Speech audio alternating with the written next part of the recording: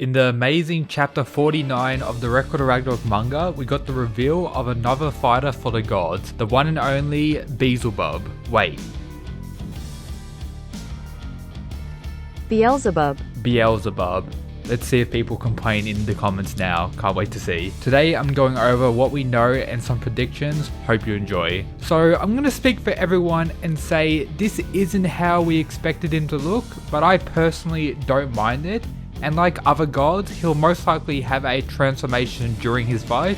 This transformation will most likely make him more demonic and more in line what we expected him to look like. Now I'll talk about some of his real world, mythologies and, religion based stuff about Beelzebub, to get an idea of some stuff we may get from him during his fight in Ragnarok, and I'll also compare it to the very little but very interesting few pages we got representing Beelzebub in Ragnarok. So starting off with the actual name itself, which was later adopted to some Abrahamic religions to represent a major demon, but the most common, representation of Beelzebub is from Christianity, where in some cases it's a name to represent Satan or a different name for Satan, Beelzebub, but in other, sources it's considered one of the 7 princes of hell and also depicted as the Lord of Flies or Lord of the Flies, and we actually see a fly in the, Ragnarok panel leading up to his reveal of, the room he's staying in with this fly on the wall. So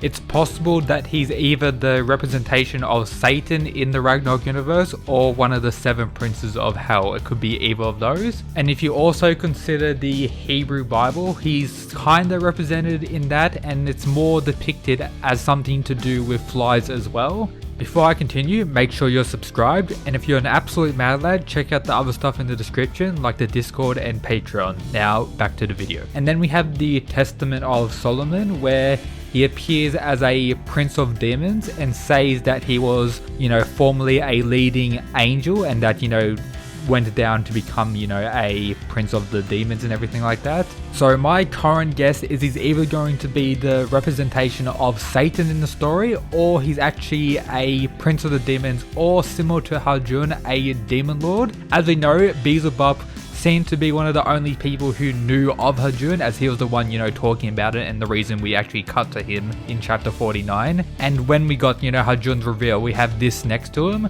Demon Lord of the 6th Heaven. So maybe it's possible that Beelzebub is a demon lord as well. That could be very interesting, but I would like to think that he's above that, so maybe something higher ranking. Maybe demon lords are like similar to generals or something like that, and maybe Beelzebub is like above that and is actually the representation of Satan in the story. But my guess is in line with, demonology, where it has Beelzebub as one of the 7 princes of hell. So there may be, 6 others, and then, the demon lords could be potentially one of those.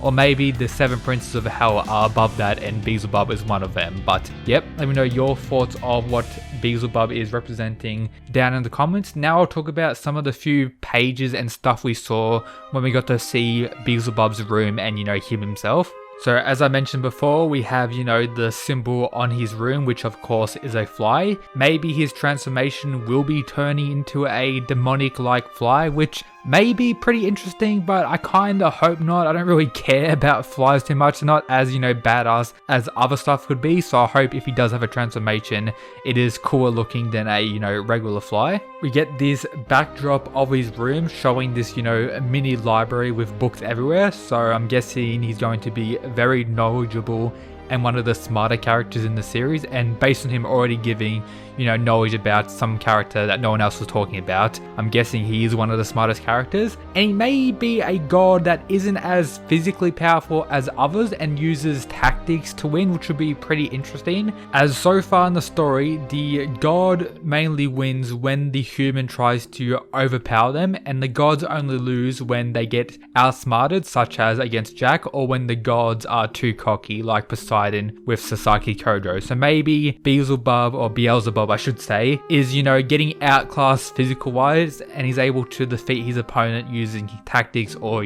superior knowledge or something like that.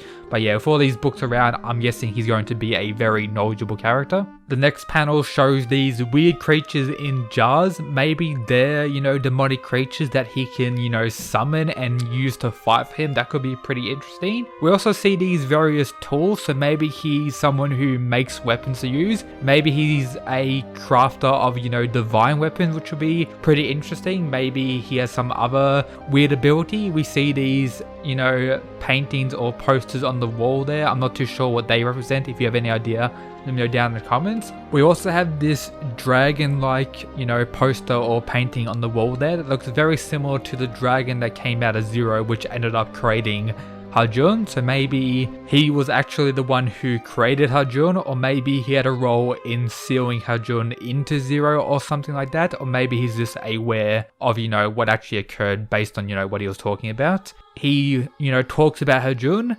Zero changed form for the second, no for the third time. Oh, so that's what became of that.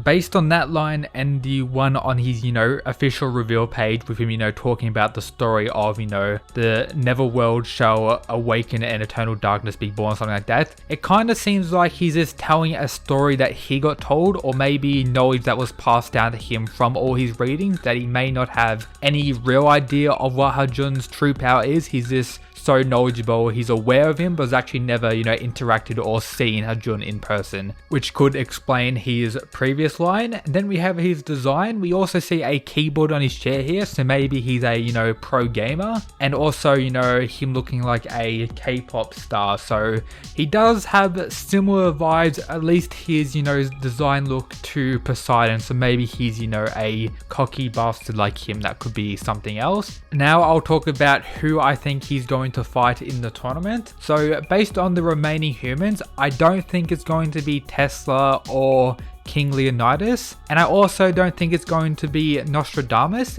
or Simo the sniper dude. I do think it's a possibility that he could fight Kintoki or maybe Rasputin or potentially Okita Tsuji. Those are the ones I'm mostly guessing for. It is also possible he could fight Qin Shi Huang. I do think Rasputin is going to fight Anubis, so I'm going to cut him out. Okita Tsuji, I kind of have him matched up with Loki, so I'm going to take him out. Then it's between Kintoki and Qin Shi. Qin Shi is another character where we've had his design revealed already, so maybe those two could be an interesting match. They do seem like they have a similar body build, so that could be the case. We haven't seen Kintoki, but I'm still going to go for Kintoki versus Beelzebub for this tournament. Let me know what you think down in the comments. And now let's go over and work out some of his possible abilities. As I mentioned before, I think he's going to be a more intelligent, tactics-wise fighter that could very well create weapons similar to what Buddha is doing in the current fight against Zero, and has various weapons that he could just spawn or use against his respective opponent. They don't really need to be divine weapons because, he doesn't need a divine weapon to pretty much kill or harm a human, so maybe they could just be various other weapons, or maybe he could summon minions to fight for him, as we saw in those jars with possible experiments he's done. But yeah, that's pretty much everything I wanted to talk about in today's prediction record Ragnarok video. Hope you enjoyed. If you did, make sure to subscribe. As always, shout out to the people who support the channel via the Patreon. But yep, that's it guys, peace.